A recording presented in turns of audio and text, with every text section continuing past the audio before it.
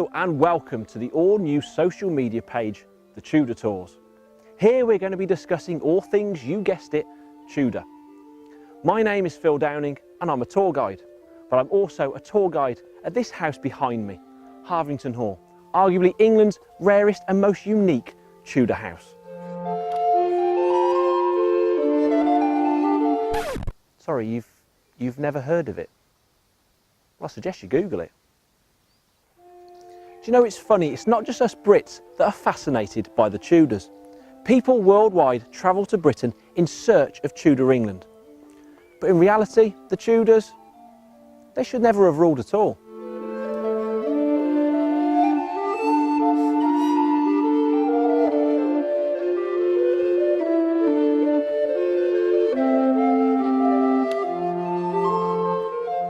On the evening of the 7th of August 1485, a man lands at Milford Haven in Wales. He sailed on French ships and most of his small army were also French. But here's the thing, this guy, he wasn't French. His name was Henry Tudor. Henry was of the House of Lancaster. He had a weak and distant claim to the English throne. Effectively, Henry was a royal nobody. He'd spent the last decade and a half in exile, but now he's returned to take the crown from the usurper, Yorkist King Richard III. Henry proceeded to march north and then east, gathering Welsh and English support. The two armies met at Bosworth in Leicestershire, and this would mark the end of the feuding Wars of the Roses. Against all the odds and a few last-minute interventions, Henry was victorious. Richard was thrown from his horse and slain, and he'll be the last king of England to die on the battlefield. On the 30th of October 1485, Henry was crowned King Henry VII. 3 months later, he married his wife Elizabeth of York, joining the Red Rose of Lancaster and the White Rose of York, creating the Tudor dynasty. In 1509, King Henry VII dies. The people rejoiced. England has a new king. He was tall, slim, charismatic and kind. King Henry VIII. Lord Mountjoy wrote, "Our king does not desire gold or gems or precious metals, but virtue, glory, immortality."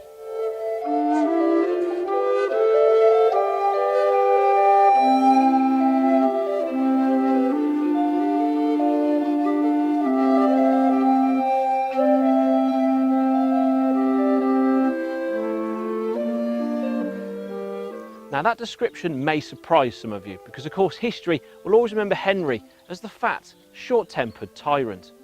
He's the king who had 6 wives, beheading 2 of them. And in 1534 he broke with the Church of Rome, making himself the supreme head of the Church of England. This was known as the royal supremacy. Getting rid of papal authority effectively was Brexit, Tudor style. The royal supremacy was mainly born out of Henry's desire for a male heir. His first 2 marriages to Catherine of Aragon and Anne Boleyn would only produce 2 females, the Princess Mary and the Princess Elizabeth. It wouldn't be until Henry's 3rd wife, Jane Seymour, where he finally gets his male son and heir, Edward. On the 28th of January 1547, King Henry VIII dies, leaving his crown to his 9-year-old son, Edward. 9 years old? What could he do? Actually, quite a lot. Edward and his advisors set out to purify and reform the church even further than Henry. Ripping down of the rood screens, smashing the stained glass windows, whitewashing the walls, stripping the altars. The Prayer Book of 1552 was the most radical in its doctrine. England was now Protestant.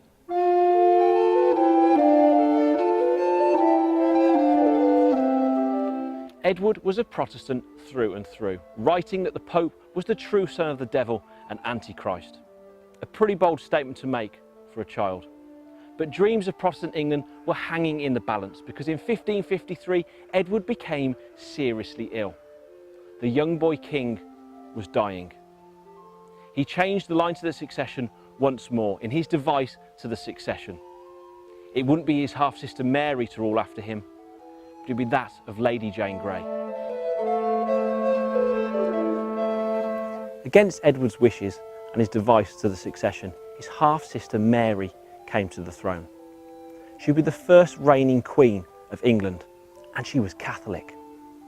Mary was determined to be rid of the Reformation once and for all. If England was to remain Catholic, she would need to marry and produce an heir, and quickly. Because Mary, well, she was knocking on a bit. Mary returned England to Catholicism. She married Philip of Spain. Mary soon became pregnant, or so she thought. Her belly swelled, and this could have been a phantom pregnancy, or could have been the tumour that would eventually kill her. Either way, no baby would arrive. Under Edward, Protestant preacher John Rogers said that burning of a heretic was sufficiently mild.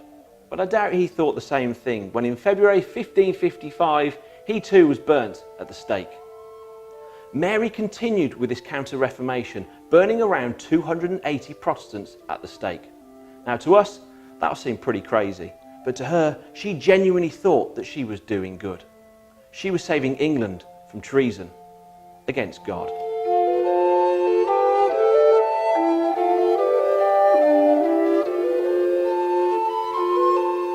Surprisingly, there were some positives during Mary's reign. However, they've now been overshadowed by the mass burnings. The final stroke of bad luck came when Philip deserted Mary, and she thought she was pregnant yet again. However, this time she was dangerously ill. All hopes of England to remain Catholic have now gone. Mary died on the 17th of November 1558 at the age of just 42. When Elizabeth came to the throne, England was a Catholic country. Elizabeth was a Protestant. She saw firsthand what it was like under her brother and sister's reign. The first thing she addressed in 1559 was religion, creating the halfway house between Catholic and Protestant. Elizabeth liked the visual aspects of Catholicism, but its doctrine was more Protestant, hoping that this was going to keep everyone happy, and for some, it probably did, but not for all.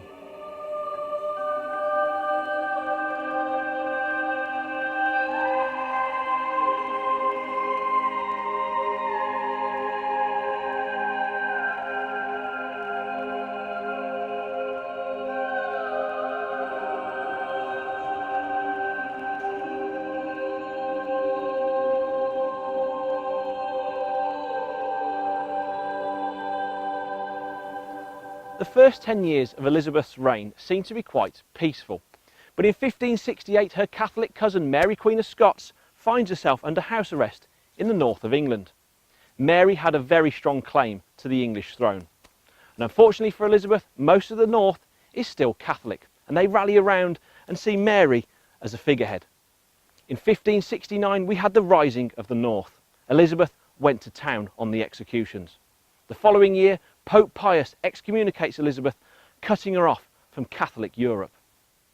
This was made worse 10 years later by Pope Gregory. He said that whosoever sends her out of this world with the pious intention of doing God's service not only does not sin, but gains merit. The Pope is giving Catholics the green light to assassinate Elizabeth. The 1580s would see many plots. The most famous, of course, is the Babington Plot, where Mary Queen of Scots eventually was executed. The following year, we had the Spanish Armada. The persecution of Catholics would only get worse. This persecution would continue in the reign of James I. The house behind me here, Harvington Hall, has 7 remaining priest hides. That is more than any other house in England. If a priest is found harboured in your house, unfortunately for him, he's going to meet a grisly end. He's going to be hanged, drawn and quartered. For the families housing priests, they would also be punished. They can have their lands taken from them, be heavily fined, put in prison, or they could be executed themselves. To put this into perspective, around 125 Catholic priests were executed under Elizabeth. Towards the end of Elizabeth's reign, the ageing Queen was far from that image of Gloriana. Many of her closest friends had died, and Elizabeth started to suffer from bouts of melancholy. Reluctantly, Elizabeth took to her bed.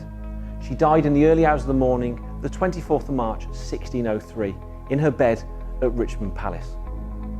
Elizabeth was 69 years of age and ruled for 45 years. These years were known as the Golden Age. When Elizabeth died, so did the Tudor dynasty. So let me take you back 500 years, right into the heart of Tudor England. We will be discovering the houses they lived in, weapons they used to use to fight foreign powers, firearms, archery.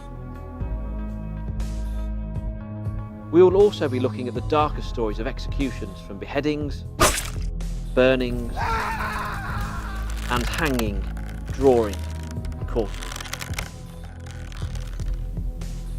Stories of espionage and a spy network that keeps England and Elizabeth safe from the radical Catholic threat abroad and here in England.